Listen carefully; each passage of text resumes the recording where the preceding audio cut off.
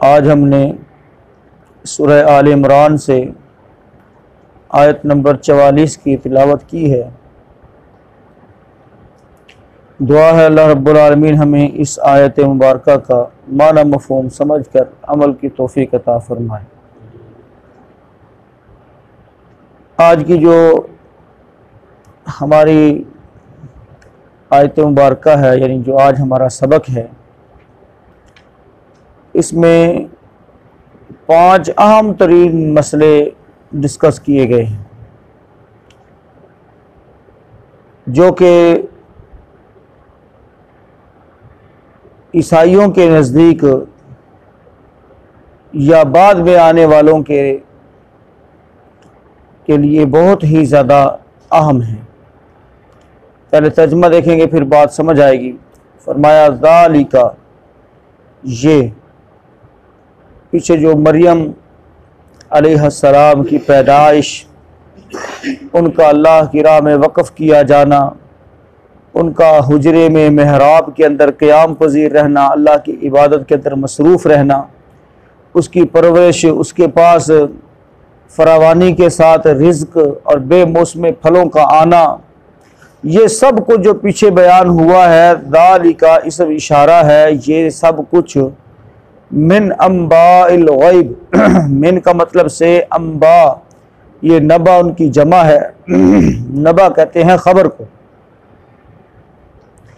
अल गैब पोशीदा, गैब, ये गैब की कुछ खबरें हैं। नूही, वही करते हैं हम, इलैका, जिन्हें तेरी तरफ। ये गैब की कुछ खबरें थी जिन्हें हमने तेरी तरफ वही की।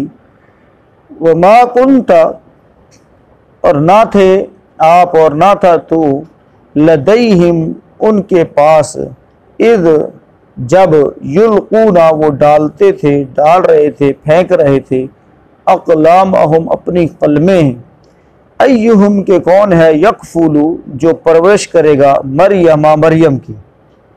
मरियम की कफालत कौन करेगा? इस बात में जब तुम कुरा डाल रहे थे, कलमे फेंक रहे थे, तो उस वक़्त आप सल्लल्लाहु अलैहि वसल्लम उनके पास न थे। वमा कुंता, और ना थे आप, तू लदैहिम, उनके पास, इज़, जब, यख्तसिमून, वो झगड़ रहे थे, जब वो झगड़ रहे थे कि कौन प्रवेश करेगा। और ये झगड़े की नौबत खैर और भलाई के चाहने की खातिर थी कि मरियम की कफालत की ये सआदत किसको नसीब होगी। और हर बंदे की तमन्ना ख्वाहिश ये थी कि ये मेरे मुकद्दर में, मेरे हिस्से में आए। जबकि जब कुरा डाला गया तो फिर वो कुरा ज़करिया अलैहिस्सलाम के हक में निकला। तर्जुमा दोबारा से देखें। ज़ालिका मिन अम्बाइल गैब, ये गैब की कुछ खबरें हैं। नूहीही इलैक, हम इसे तेरी तरफ वही करते हैं। वमा कुंता लदैहिम, और नहीं थे आप उनके पास, युल्कूना कलामहुम, जब वो अपने कलम फेंक रहे थे, अय्युहुम यकफुरु मरियम, कि इनमें से कौन मरियम की कफालत करे। वमा कुंता लदैहिम, और ना थे आप उनके पास, इज़ यख्तसिमून, जब वो झगड़ रहे थे। मुहतरम भाइयों, मैंने पहले अर्ज़ किया कि आज का जो हमारा सबक है, इसमें 5 मसले वाज़ेह तौर पर मालूम हो रहे हैं। पहला मसला इसमें यह है कि रसूलुल्लाह सल्लल्लाहु अलैहि वसल्लम गैब नहीं जानते। गैब का जानना, मुस्तकबिल में क्या होने वाला है, ये सब कुछ अल्लाह को मालूम है। और इसी तरह से जो कुछ माजी के अंदर हो चुका, उसको भी बग़ैर सोर्स के कोई जान सकता नहीं। जो कुछ माजी के अंदर हो चुका, उसको भी बग़ैर सोर्स के कोई नहीं जान सकता। इस लिहाज से गैब सिर्फ़ और सिर्फ अल्लाह की ज़ात को मालूम है। इवन के अम्बिया में से जनाब मोहम्मद रसूलुल्लाह सल्लल्लाहु अलैहि वसल्लम, जो तमाम अम्बिया के सरदार हैं, उन्हें भी गैब मालूम नहीं है। अगर ऐसी बात होती तो फिर उन्हें वही के ज़रिए ख़बर देने की ज़रूरत ही क्या थी? नहीं समझ आई बात कि अगर अम्बिया गैब जानते और जनाब मोहम्मद रसूलुल्लाह सल्लल्लाहु अलैहि वसल्लम को गैब का इल्म होता तो फिर ख़बर देने की ज़रूरत वही के ज़रिए पेश ही ना आती। फिर जिब्राइल अलैहिस्सलाम का बार बार आना कुरान को लेकर इसे कुछ माना नहीं रखता कि ऑलरेडी पहले से मालूम है, पहले से पता है, जबकि बहुत सारे ऐसे वाक़यात मौजूद हैं कि रसूलुल्लाह सल्लल्लाहु अलैहि वसल्लम ने, सही बुखारी शरीफ में है, 70 कारियों को एक कबीले के साथ अल्लाह के रसूल सल्लल्लाहु अलैहि वसल्लम ने रवाना किया। उनकी दरख्वास्त थी, इल्तिजा थी कि हमें दीन सिखाने के लिए कुछ जो है कुराए किराम कुरान पढ़ाने के लिए हमें दे दे, उलमा दे दें। तो अल्लाह के रसूल सल्लल्लाहु अलैहि वसल्लम ने 70 कारियों को उनके साथ रवाना किया। आगे जाकर चूँकि वो फ्राडिये थे और उन्होंने धोखा किया, आगे जाकर उन्होंने उन सहाबा किराम से लड़ाई की और उनको शहीद कर दिया। अगर ये मान लिया जाए कि अल्लाह के रसूल सल्लल्लाहु अलैहि वसल्लम को इल्म गैब था तो फिर अल्लाह के नबी सल्लल्लाहु अलैहि वसल्लम ने उन 70 कारियों को उनके साथ क्यों रवाना किया? नहीं समझ ये बात। तो इस एतबार से मुहतरम भाइयों हमें इस बात को समझ लेना चाहिए। कुरान मजीद की ये आयत मुबारका और ये वाक़या जो मैंने आपके सामने सही बुखारी के हवाले से जिक्र किया है, तो ये बात खुल कर सामने आ जाती है कि गैब जो है ये खासुल खास मेरे रब की सिफ़त है। किसकी सिफ़त है? रब की सिफ़त है।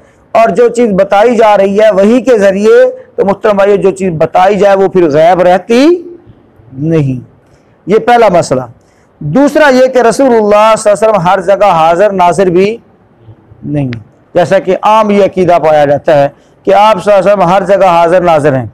और बिलखुसूस आपने देखा होगा कि ये शेर पढ़ा जाता है कि सुना है आप हर आशिक के घर तशरीफ़ लाते हैं, मेरे घर में भी हो जाए चिरागा या रसूलुल्लाह सल्लल्लाहु अलैहि वसल्लम। अब ये एक नज़रिया है, बाकायदा तौर पर एक अकीदा है कि आप सल्लल्लाहु अलैहि वसल्लम हर जगह पर क्या हैं? हाजिर नाज़िर हैं। आप हर जगह पर आते जाते हैं। तो मुहतरम भाइयों अगर ये बात है तो रसूल अल्लाह रब्बुल आलमीन अपने नबी सल्लल्लाहु अलैहि वसल्लम से फरमा रहे हैं, वमा कुन्ता लदैहिम, ना थे आप उनके पास जब वो कलमे फेंक रहे थे, जब वो झगड़ रहे थे, उस वक़्त भी आप उनके पास मौजूद नहीं थे। समझ आ रही बात? तो ये हर जगह पर मुहतरम भाइयों इल्म और कुदरत के एतबार से मेरा रब है, उसके अलावा और ना कोई मुकर्रब फरिश्ता हर जगह पर है, ना ही अम्बिया में से कोई हर जगह पर है। ये सिर्फ और सिर्फ मेरे रब की सिफ़त है कि वो अपने इल्म और कुदरत के एतबार से हर जगह है। ये दूसरा मसला। और तीसरा मसला मुहतरम भाइयों ये है कि औलिया हों या दीगर अम्बिया वगैरह, इनमें से भी कोई गैब को जानने वाला नहीं है।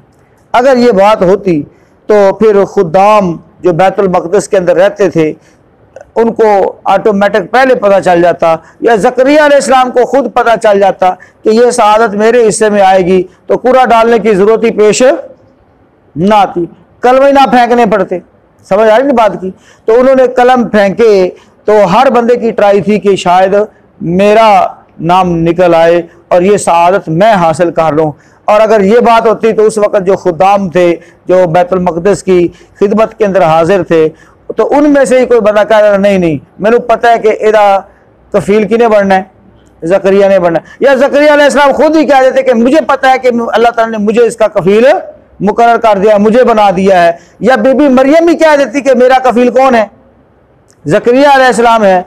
जबकि ये सारा एक प्रोसेस था, बाकायदा तौर पर कुरा डाला गया, फिर कुरा जो है इत्तफाकिया तौर पर यानी अल्लाह ताला की तरफ से अल्लाह को मंजूर ये था कि वो ज़करिया अलैहिस्सलाम के नाम पर निकले। तो पता चला कि अम्बिया के अलावा औलिया वगैरह मुहतरम भाइयों जैसा कि उनके बारे में भी जो है कह लें कि नज़रियात बाकायदा तौर पर पाए जाते हैं कि वो दिलों की बातों को जानते हैं, वो दिलों को फेरते हैं और पता नहीं क्या क्या नज़रियात हैं। मुहतरम भाइयों ये भी दुरुस्त नहीं है। और इसके बाद चौथी चीज़ है वो ये है कि अगर एक चीज़ के हकदार काफ़ी सारे लोग हों, या एक चीज़ को कह लें कि लेने या कोई सआदत की बात हो तो उसमें लेकिन वो चीज़ मिली नहीं किसी एक बंदे को ही हो तो उसके लिए कुरानंदाजी करना जायज़ होगा।